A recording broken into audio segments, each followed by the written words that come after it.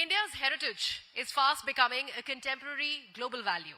Today, India's creative economy is valued at over $35 billion, with creative exports crossing 11 billion alone, as global demand rises for authentic, purpose-led brands.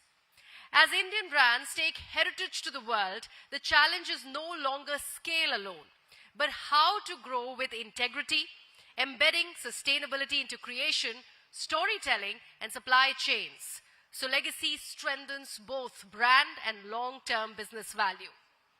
To steer this next discussion, please join me in welcoming Dilshad Irani, editor, Storyboard 18, onto the stage. And joining her for this conversation is Ruchira Jaitly, Chief Marketing Officer, Diageo India. Dr. Leela Bordia, founder of Neerja International. Astha Suri, founder and creative director, NASO. Niharika Shekhawat, creative director, House of Sunita Shekhawat and Museum of Meenakari Heritage. Jasmeet Arora, Chief Believer and CEO, Pero. Let's welcome them with a huge round of applause. Hello and good morning everyone, and thank you so much for joining us. It's been a great start to the morning already with the Union Minister's address, and I'm going to just pick on a few things that he said because that's exactly the theme and why we are gathering here this morning in the capital. And Ruchira, I'm going to come to you first, right? Because we're now talking about a different era of brands, products, and purpose. Today, it's not just about selling, it's about shaping ecosystems. It's not about, finding validation from the West for Indian brands, but them seeing the value as well. Let me ask you this. How is Diageo tapping into this moment, this movement? Give us some of the highlights of that journey for you.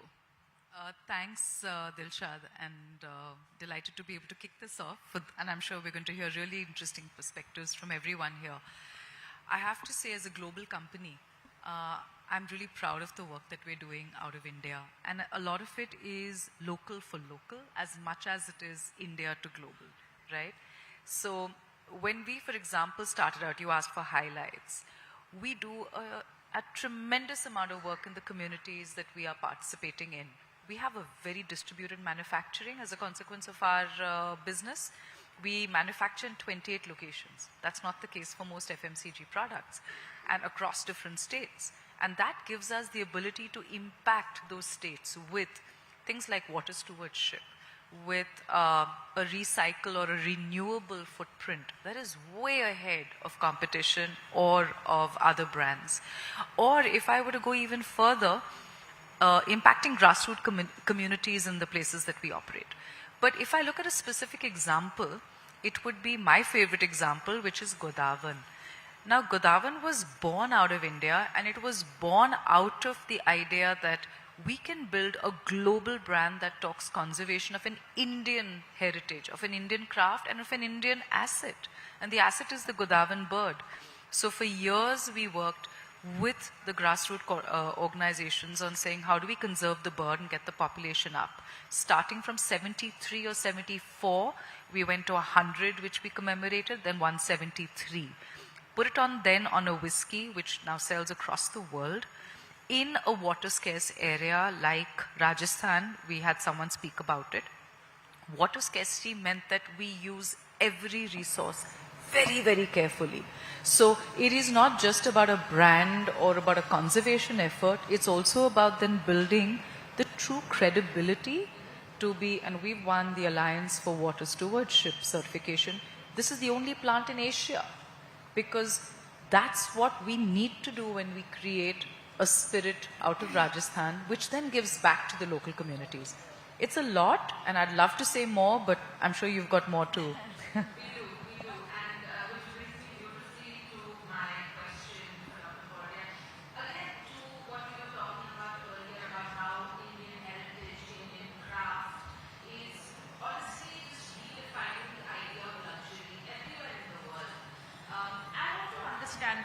especially, you know, when we're seeing so many young, aspiring entrepreneurs getting into building truly Indian global brands. Dr. Bordia, tell me about your journey a little bit. What is the message that you would like to put out there for those preserving craft, for those valuing provenance, which is becoming increasingly important now? What is your message? Thank you so much. मैं गाँव के साथ काम करती हूँ, गाँव के लोगों के साथ काम करती हूँ, तो हिंदी में बात करूँगी. Diageo, मैं धन्यवाद देना चाहूँगी. जब Diageo मेरे पास आए थे कि ब्लू पॉटरी डाइंग आर्ट था और जो बर्ड है वो भी है और हम चाहते हैं इन दोनों को मर्ज करना, और मैंने कहा मैं बिल्कुल नहीं करूँगी. उन्होंने पूछा क्यों? मैंने कहा नहीं, वो विस्की है, ये क्राफ्ट है. विस्की को मैं गांव में तो कहती हूँ विस्की को नहीं वो करना है. इन्होंने मुझे समझाया कि देखिए ये क्राफ्ट की बात है, क्राफ्ट कहाँ से कहाँ जाएगा, और मैं मान गई. So thank you so much. I know that time you were very this thing that I was apprehensive about that. But today when I went to London, I saw over there everything in Blue Pottery and Diageo bird, Godawan bird, everything was there. Anyway, I started my work 50 years back when nobody knew this, what is Jaipur Blue Pottery. Then went to how we can promote. Worked, traveled here, there, and during those days, जो हमारे भारत में France से कोई चीज़ आई popular है, America से कोई चीज़ popular है, और उस ज़माने में ब्लू पॉटरी को अगर मैं होटल्स में जाके ले जाती थी कि देखिए ये हमारी देश की धरोहर है, आप इसको काम में लीजिए, वो कहते थे ये क्या है.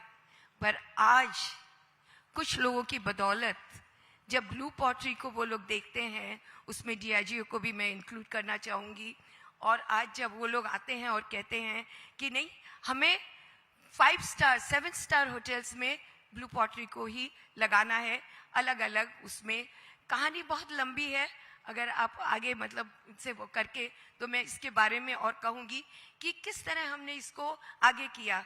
Any craft if we want we have to make utility item.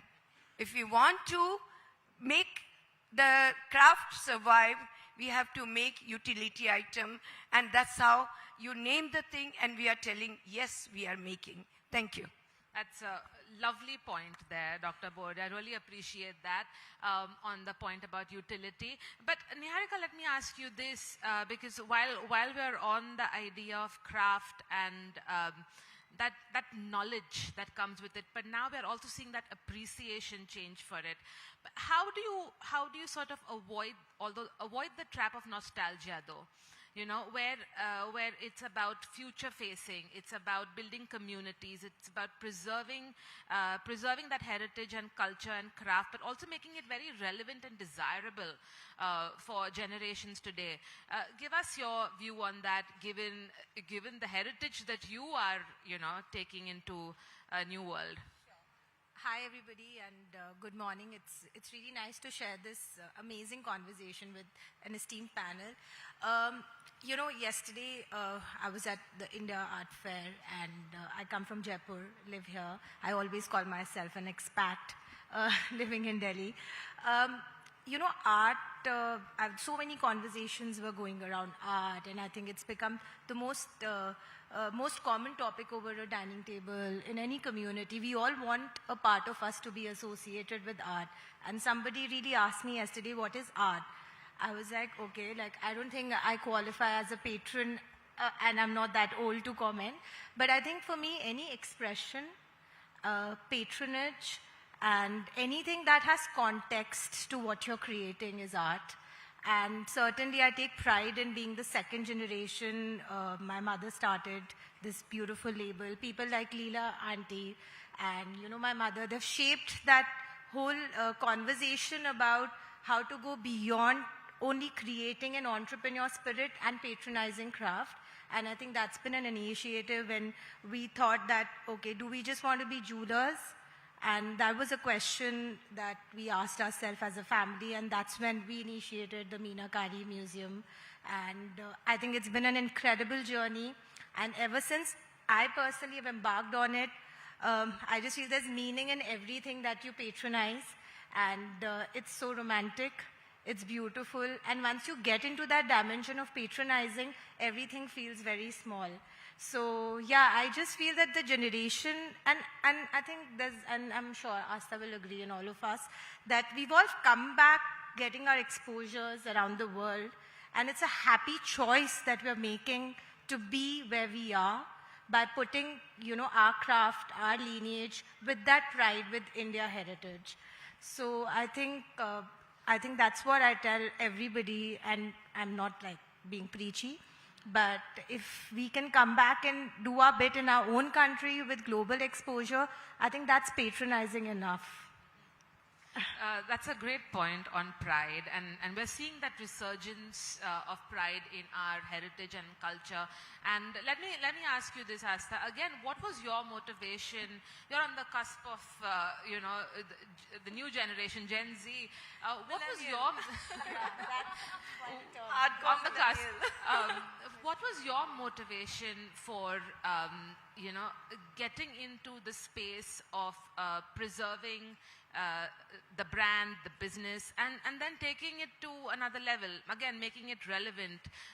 What went through your mind during your journey when you started? Honestly, I was about 24 years of age in Bombay. I had come back from college.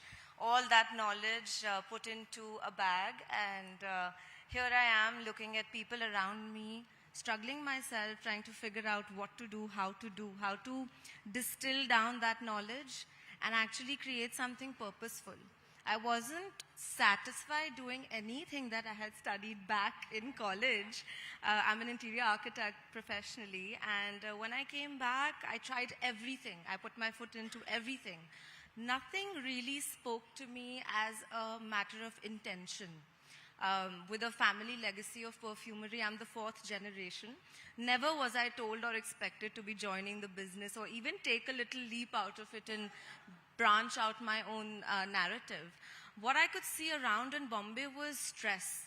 Everybody was stressed. Everybody was harping onto this rat race, and it almost came as a very usual narrative to everyone. It wasn't a very big deal to be so worked up in life. There was no boundary with the work-life balance. There was no hours of work and no work. The idea of NASO was purely born from the intention of having a purposeful healing-led perfumery that bridges the gap between aromatherapy, Ayurveda, and the modern day's tone of healing. It was created for of course, the millennials and the Gen Zs, because I feel like far away from Ayurveda are we practicing any of those nani, dadi, nuske that were actually helping us aid day-to-day lives. And with perfumery being such an important part of my life, whenever I would be worked up, I would light a mogra oil in the house, and I would watch it elevate my sense of being, from my mindset to being more functional, for me to be doing better at everything that I tried. So I wanted to kind of bring that and bring it in front of the world, where perfumery-led conversations were also a part of everyone's household, their daily being. Generations around me are far from this, and around me as well, I feel like we've forgotten what we stood for in terms of Ayurveda as a country. And, the whole idea of bringing the indigenous herbs and spices of India and giving it a sophisticated modern turn, that we're not just shamed for it in the West, but also appreciated for it, to be brought in a more distilled manner to one's access. Accessibility was a huge part of this. I mean, my father never understood what a green perfumery would mean. Till today, people ask me, what is green? And why do you call it the green perfumery?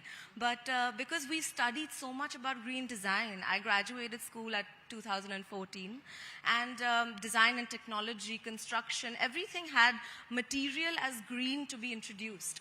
I took that point from there and saw how I could bring the narrative of steam distillation, what we practice as Indians in perfumery, and bring that out to the world in the green manner.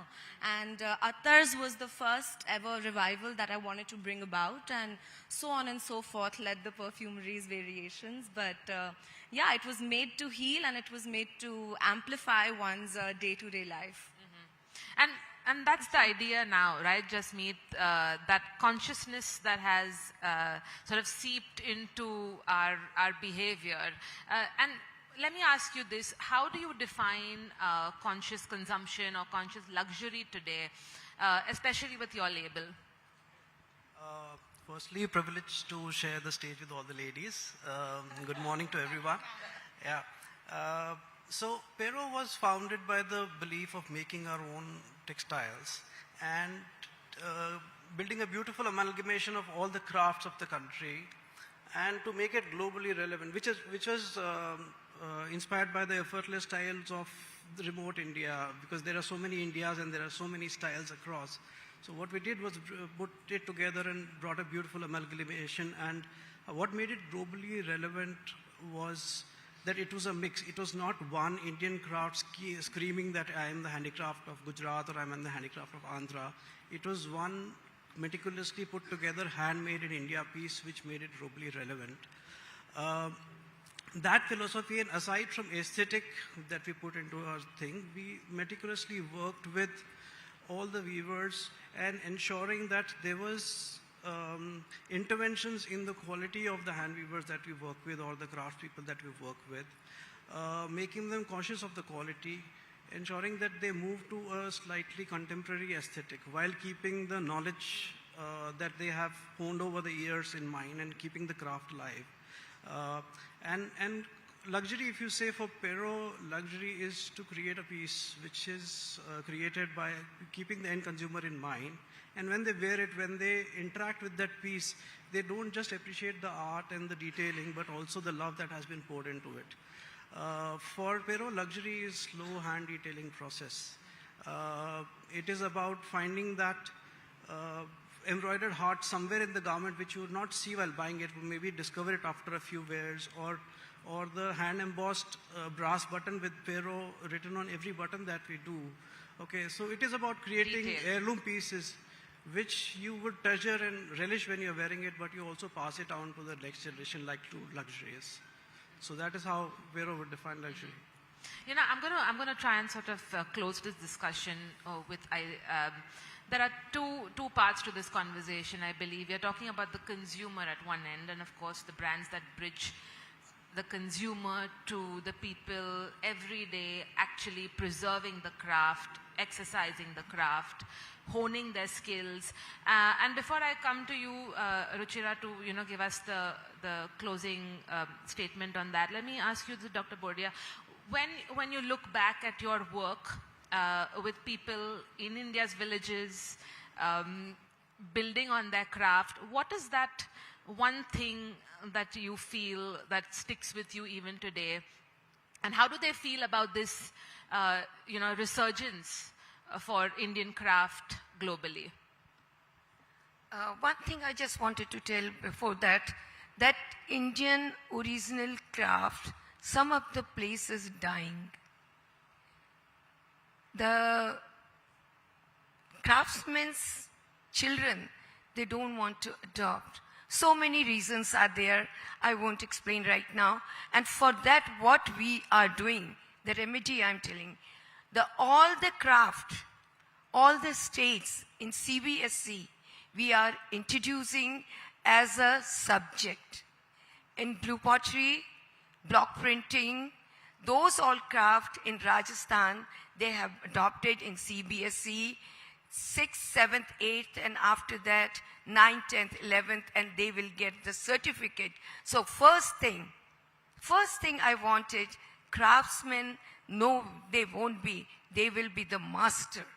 That is most important at present, what I'm feeling, if we want to save our own craft. That's my this thing. Yeah, exactly. Absolutely, absolutely. Now, how have their lives changed, Dr. Bordia?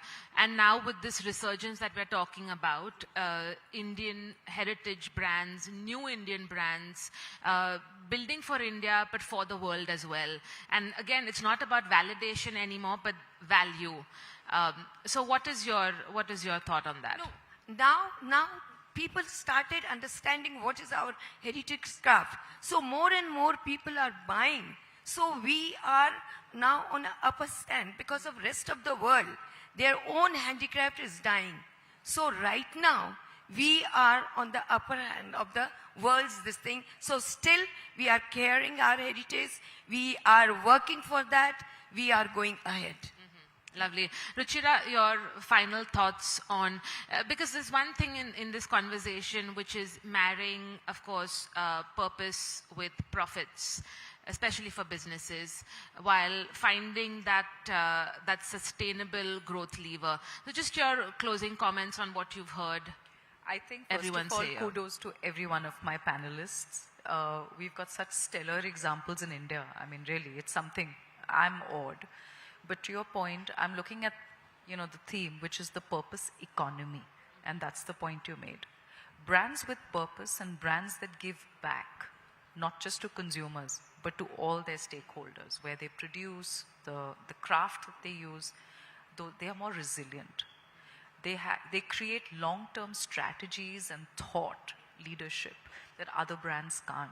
And that give them a massive advantage. And that does have a trickling down effect on the business, because not only do you have more committed communities and places where you manufacture, not only do you have great partnerships like we have with Dr. Bordia, but you also have at its heart employees who are proud to work with your organization and go out and create so many more opportunities. So it is a virtuous cycle that creates a fantastic flywheel for a business. And I think that's something that we've got to wake up to, which is we as a business need to do so much more to be able to create that momentum. And it is a beautiful purpose economy that you can then create. Yeah. Lovely. Thank you so much. Thank you so much, all of my panelists, for joining us today. It was lovely hearing about your journeys as well. Thank you.